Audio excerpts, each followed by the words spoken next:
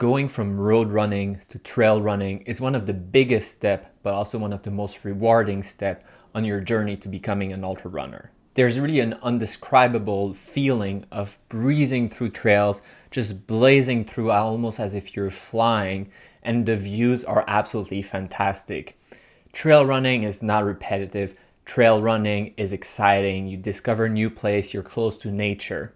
But it's also one of the scariest steps when becoming an ultra runner. Moving away from what is familiar into something that looks harder. And you even have some new runners, some new ultra runners sometimes specifically looking for ultra marathon that are not trail race, which is totally fine. But I think this decision should be made because this is your preference and not because you're scared. So today what we're gonna do is we're gonna talk about this transition from road running to trail running, providing you my tips to become a better technical runner, to be more confident on trail, to be able to go faster and safer.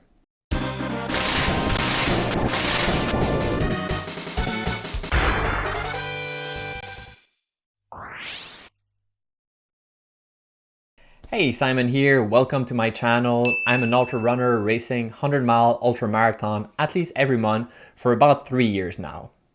This channel is meant to inspire you and guide you into your own adventure, trail running, ultra running, pushing your own limits. And I do that by sharing my adventure, these 100-miler, trying to make lighthearted but also very transparent and very honest movies about what will be your experience racing an ultra marathon. Sometimes it's fun, sometimes it's not so much fun anymore, giving you a first-person perspective on reality. And you'll quickly notice out of the 4,600 mile I've completed, most of them are trail ultramarathon. And there's many reasons for that. One is, of course, there are more trail ultramarathon than road ultramarathon. But also, personally, what I'm seeking in an ultramarathon is an adventure. It's a journey. And just like I discussed in my Ironman compared to ultramarathon, this is this journey that I'm seeking in these races. This is something that you'll feel much more when you're out there in nature, when you're going up over a big mountain, when you're following this beautiful river, when you're interacting with wildlife, but you don't become a trail runner just like this. There's a huge learning curve, and it really feels that there's this barrier of entry that is a little scary, that I felt myself. Growing up, we were very often hiking with my family and my grandparents, and something that we were taught very young is you don't run in the forest, you're gonna hurt yourself. Of course, I'm from the Northeast, but with practice, I'm becoming more and more confident in my ability in knowing what I can and cannot do, and when can I send it, and when do I need to be careful. So I want to help you here using my own experience as a trail runner. First, I'll walk you through some of the big difference between road running and trail running. I know it sounds obvious, but it's worth going through that. Then some theory on how to become a technical runner. What are you trying to do? And finally, providing you some practical tips as to how myself I've become a more confident and faster trail runner. So of course, the big difference between road running and trail running is that when you're trail running, you're on a trail, which is actually not exactly true because there's a wide range of what a trail is. And sometimes some of these trail ultramarathon, they're actually on dirt road, which I don't necessarily consider a trail, but regardless of if a dirt road is a trail or not, there's anyway a huge gradient in terms of technicality and what the trail looks like. A road, a paved road, is pretty much always the same, because very quickly what you realize is that, okay, sure, trail versus road, that's the difference. But the huge difference is that when you're road running, you can really disconnect, not think about anything. Your footing will just be fine. You could close your eyes, and as long as you don't run smack into a wall, you'll be fine. But when you're trail running, the more technical it becomes, the more you need to be very, very aware of your footing. Because every single step you will need to adjust, and every single step could be your last step. You cannot think about anything else. You need to be very present in the moment and focusing on where am I gonna land my feet? Is this gonna be slippery? Do I need to be careful? Is there a tripping hazard coming up? And this will really distract you from something else that is happening, which is, oh my God, this is so painful right now. So it's a good distraction, but not in a, oh, let's look at the squirrel. You can't do that anymore. You need to focus on the trail to make sure you don't hurt yourself. Because that's also a big difference, is that the risk of injury on trail is unfortunately much higher. And those injuries can be much more severe. And some people have died on trail. When you're on trail, the trail usually is not in the city. That means that you're much more at the mercy of the elements and you're much more by yourself. The storm is too bad. You have to take care of yourself until you get to the next aid station. Those aid stations will also be further apart, which is also a big difference between road running, where you might have aid station, feed station, or at least water every 1 or 2 miles. Some of these trail races are pretty remote and it's just not feasible. Another thing, you need to be a little bit more careful. When you're on trail, you're probably in the wild. So yes, wildlife, that's rarely an issue, but you still need to think about it. But beyond that, it's also easy to get lost. So trail running, you really need to be able to navigate using your watch, using your phone, using a real map, whatever system you use, and I would suggest that you're able to use more than one system so that you always have a backup. A key aspect of trail running also is that you tend to have a lot more elevation change. You might go up at altitude, you will have really big climbs. In a marathon, a typical road marathon, 100, 200 feet climb is a big deal. For my latest race, Tour des Géants, a climb that was less than 3,000 feet, we don't even talk about. So you have these huge climbs, which are very tiring for your leg, but also you have the descent, where you will soon find out that going uphill is physically difficult, but going downhill too. And then it becomes very technical, where you have to watch your footing even more, because the faster you go, the more likely you're gonna fall, but also the harder you're gonna fall. Elevation profile is a big deal, but also the level of technicality that you're facing on the trail. What does the trail look like? These two things will dictate the pace. It will dictate how fast you go. You don't follow necessarily what your body wants to do, the rhythm that you want to do, but rather what nature wants you to do, what the trail wants you to do. And you're forced into this pace, which can be almost frustrating sometimes, because you feel, yeah, I could really get going right now. How to run technical trail and how to be better at this. And being better at this, there's really two angles. One is going faster, but the other one is just to be safer. And that's a huge disclaimer I want to say. You hear sometimes, let's say for the downhill, people say, I'm a very good downhill runner. And often what people mean by that is that they go really fast, but they fall very often too. And you have to decide for yourself. There's a balance of, well, I'm a mid-packer. I don't mind going a little slower so that I don't hurt myself. And that's totally okay. And never feel ashamed or embarrassed if you have a sense of danger and you feel the need to go slower or to be more careful. Some people have vertigo. They don't feel great running next to a cliff. That's okay. Don't let people pressure you, peer pressure you into doing something that you don't feel comfortable. We're here to have fun. If you're scared, if you feel you're not safe, this is not fun. Use your own judgment, and we will all have different risk tolerance for these things. Personally, I have a lot of experience on trail and a lot of experience mountaineering. So I'm not too worried about cliff when I have a clear line of sight. Like, I know what is dangerous and what is not dangerous. And I know that some of you have pointed out, oh dude, don't run so close to the cliff. Like, that's scaring me. I would never do that if I felt there was even 0.0000001% chance that something would go wrong. Absolutely not. But I know exactly what I'm capable of doing. But some other people would not feel comfortable doing that. Just don't do it. Just don't do it. You don't feel comfortable blasting through the trail downhill, going super fast, and you see other people zooming past. Let them be. That's fine. It's better to arrive late than to never arrive. So let's talk about the technical running and the risk that you encounter. And I guess we all think, well, okay, falling down is the risk. Like, okay, sure. But there's really 3 ways that you're gonna fall down or hurt yourself when you think about it. The first one is slipping or sliding. So think about snow, think about ice, think about mud. It's just losing traction on your footing. And very often, sliding or slipping is not an issue. You don't fall down from that. You just lose your grip and you're good. But if that happens at the wrong time, then there can be consequence. You could fall off a cliff, but you could also go in the third category that we'll talk about, which is I call rolling or breaking. The second one is tripping. Tripping is probably the most common one. Tripping is probably the one that you're fearing a little bit more. Tripping would be when you hit something with your toe, and we very often focus on where we're gonna land our feet, and that's the issue. Sliding, you need to think about where you land your feet. Tripping?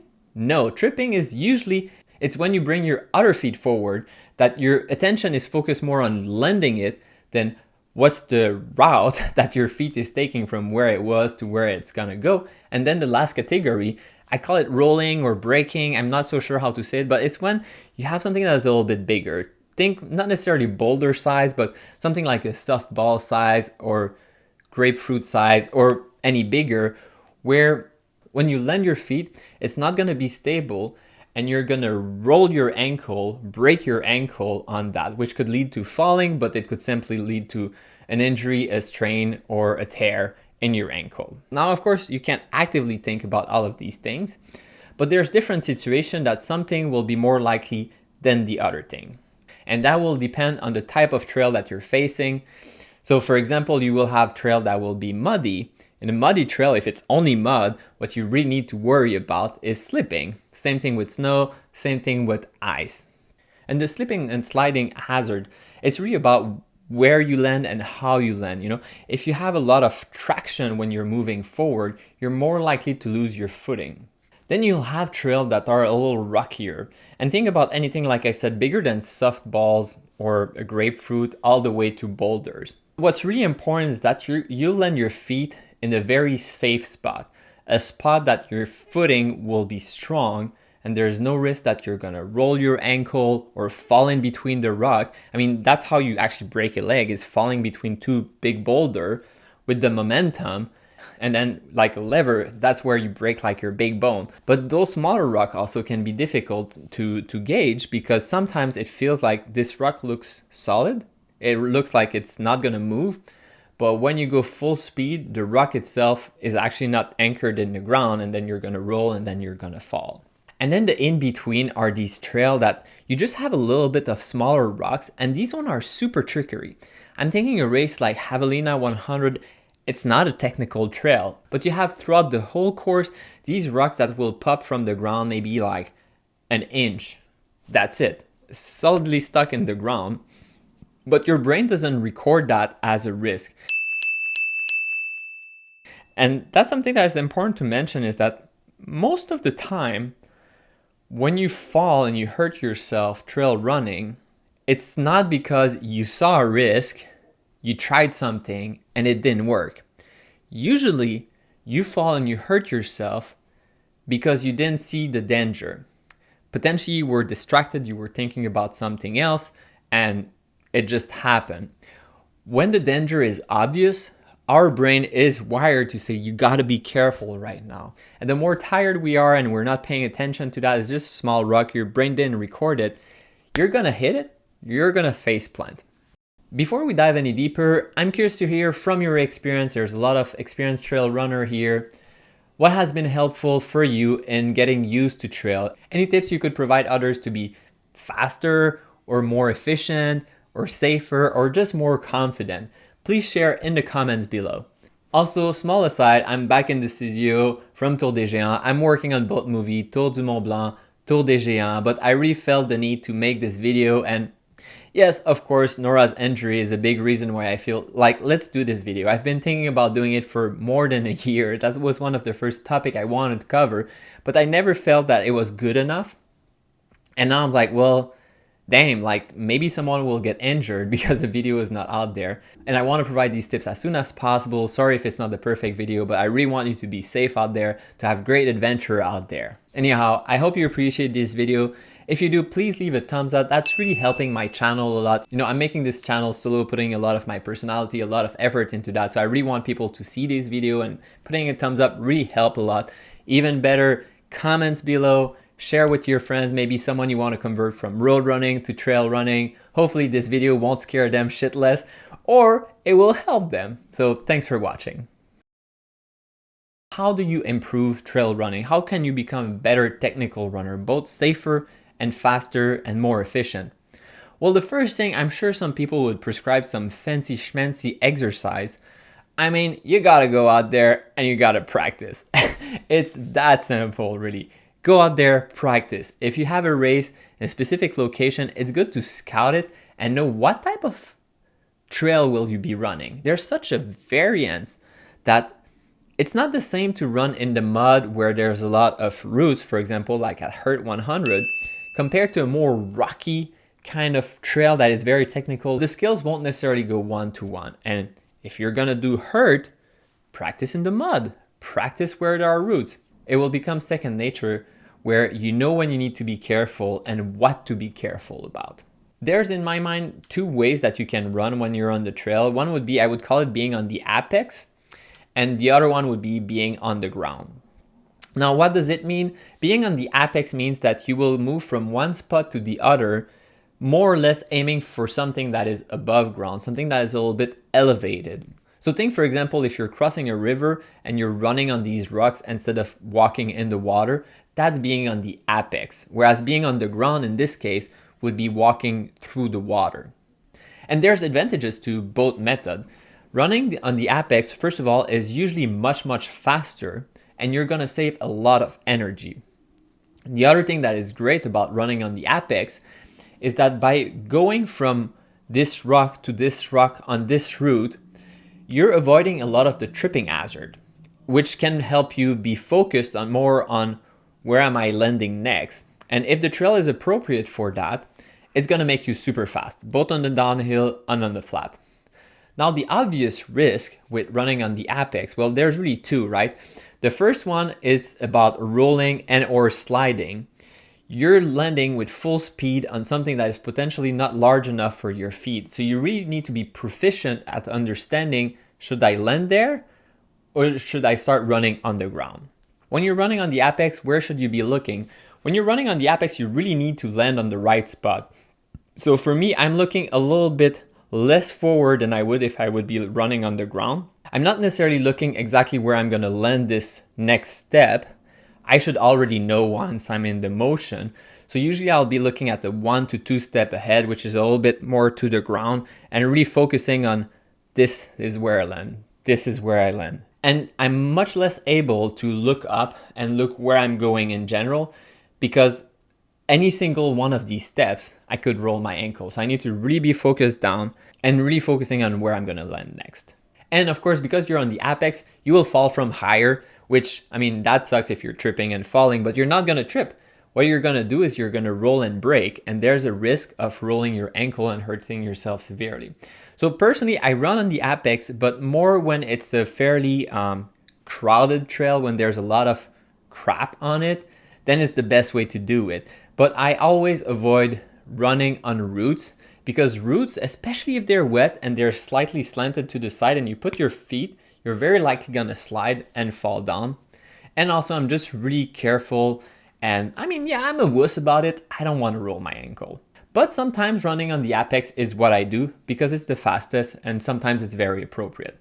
Now, running on the ground. Well, running on the ground is the more obvious one, but the obvious risk with that is that everything is a tripping hazard. So you really have to record what's on the ground, and you can't focus on everything. So you need practice to have your brain know when you need to step up a little higher. Sure, there's this big root, that's pretty obvious, but the small rocks also, when there's not much going on, when you're running on the ground, you're much more likely gonna hit something. So you have to stay aware. And for that, when you're running on the ground, one of the reasons it's great to run on the ground for me is that it's easier to stop or pause. And where you need to look, of course, it's not, straight ahead. You need to look down where you're gonna put your foot. And it's much more about 2-3 steps ahead. And in my brain, I kind of know where I'm gonna land and where there's tripping hazard. And from time to time, I'll look up to make sure that I'm going in the right direction, especially if there's a lot of navigation. But very often, I'll be focused about 2-3 steps ahead of me.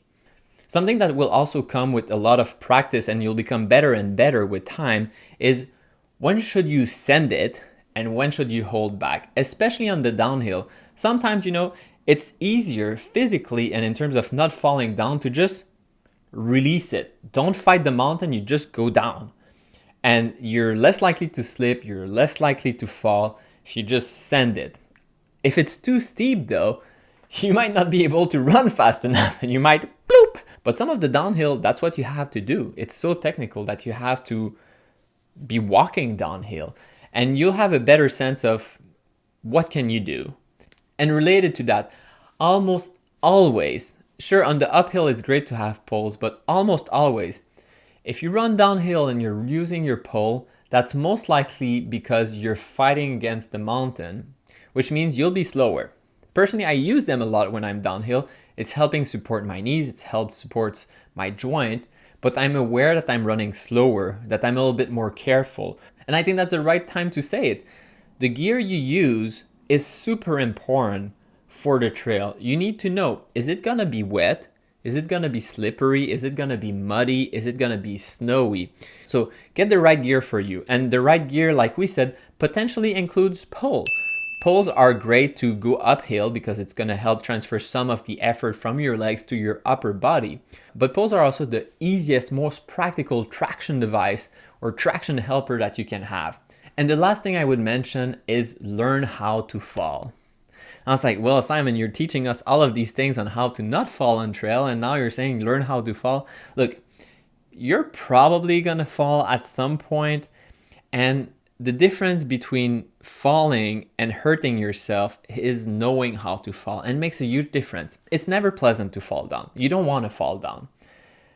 But if you fall down, you can make it so that, okay, well, you dust yourself, okay, you have a little bit of blood on your knee, but that's it. Or you're severely hurt. And it's a lot about understanding the danger around you. First of all, is there a fucking cliff? Because if there's a fucking cliff, you gotta make sure you're not falling in the fucking cliff. That's step number one. No cliff, great. The next thing that is really important is your head. Don't bump that bad boy on a big rock. That's how some people die on trail. You trip, bang, and sometimes you won't die from that, but you'll have severe injury, you'll break your teeth, you'll bite your tongue. So protecting your head and understanding what are the big boulder situation going on around, all of these things happen really quick. Immediately you know that there's no cliff. Okay, great. Oh, there's this big boulder now. Maybe you should lean towards the left so that you don't hit it, or you protect your head with your hands. And finally, if none of these things are a hazard, then it's a lot about being able to roll or fall down softly. And there's a lot of sports that some people might have done that they have learned how to fall. If you've been skiing, if you've done any martial art like judo, or I did myself parachute training with these like round parachute where you drop like a potato bag, and the way to not hurt yourself is you roll when you fall down. These things are helpful because when you're falling, you put your body in a condition that, well, you're kind of rolling or you're a little bit softer. And unlike bang, you just broke something in your hand, you absorb the shock through your motion as opposed to through your body. And it makes a huge difference. Now, how do you practice that? I mean, I guess go running on trail and fall down a bunch of time. But understanding these things and potentially doing some of these other sports could help you avoid pretty severe injuries. A lot of new ultra runners are intimidated by trail. You leave the comfort of the road for something that is unknown, something that sounds and is more dangerous, much more tripping hazard. Everything is harder on trail. You're gonna be slower. It's normal to be intimidated, but you need to move past that, because past this barrier is a brand new world to adventure and have wonderful experience. And I want you to discover this world. And trust me, it's definitely worth the effort. Yes, it seems harder at first. Yes, it's scarier at first, but you'll get used to it and you'll become better and better. And what does it mean to be better? Well, it doesn't have to mean being faster. It's totally okay if being better at trail running means that you're not falling down. It means that you feel safer. It means that you don't need to worry so much because you know how to take care of yourself. That's totally okay. So I really hope that these tips will help you go on trail, test it out, have your great adventure.